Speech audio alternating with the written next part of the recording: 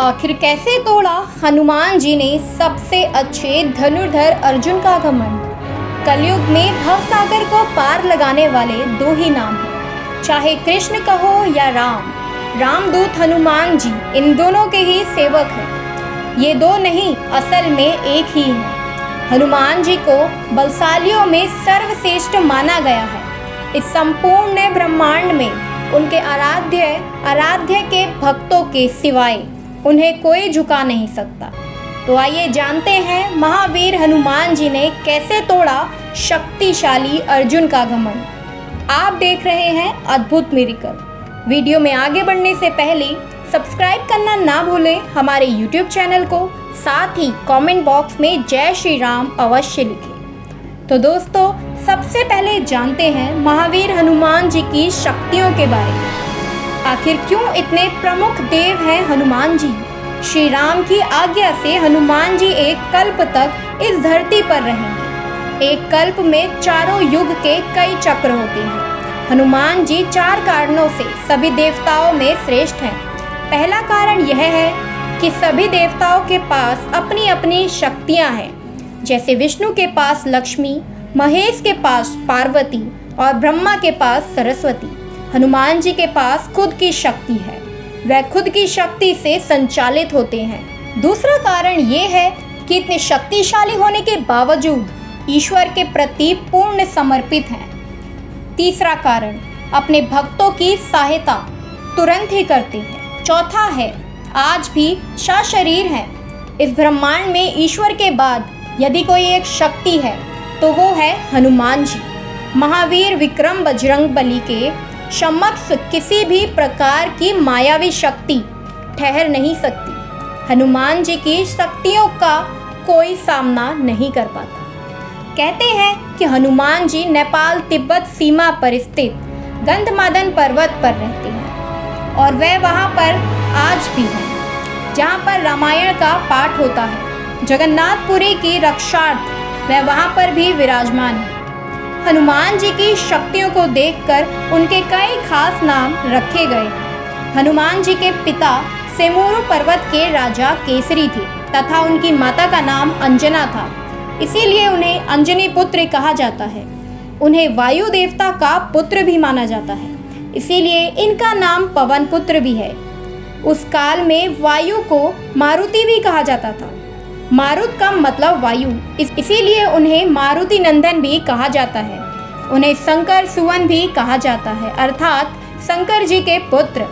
इंद्र के वज्र से हनुमान जी की ठुड्डी टूट गई थी, इसीलिए तब से उनका नाम हनुमान हो गया था।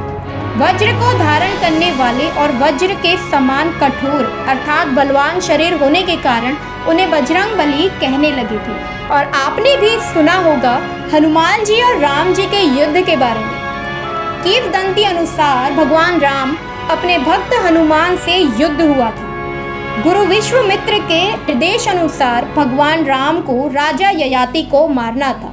राजा ययाति ने हनुमान जी से शरण मांगी। हनुमान जी ने राजा ययाति को वचन दे दिया।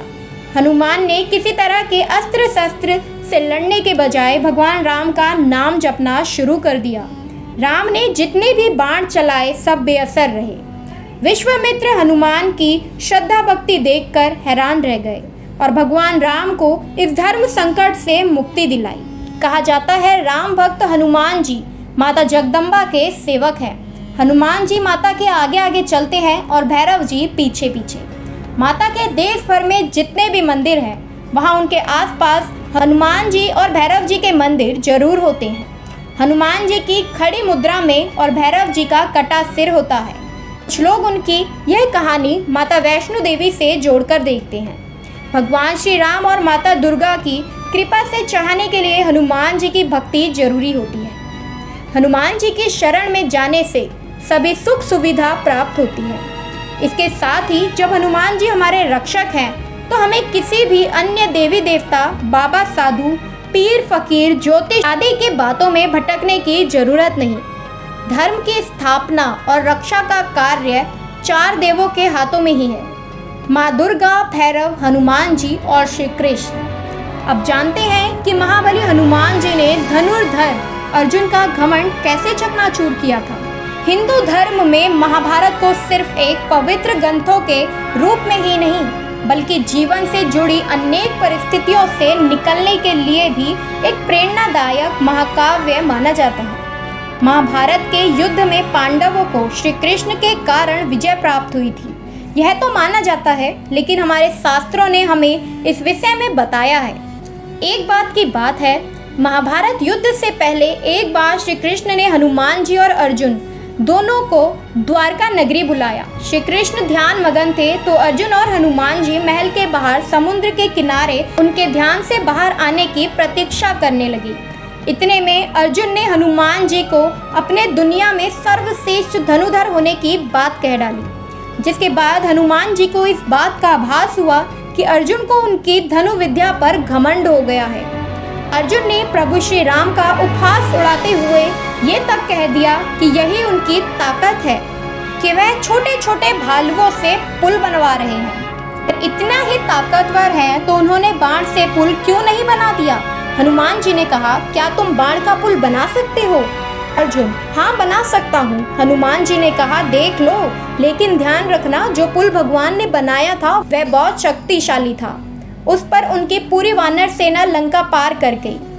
तुम्हारे बनाए पुल से उनका एक वानर ही निकल जाए तो मैं तुमको शक्तिशाली मान लूंगा।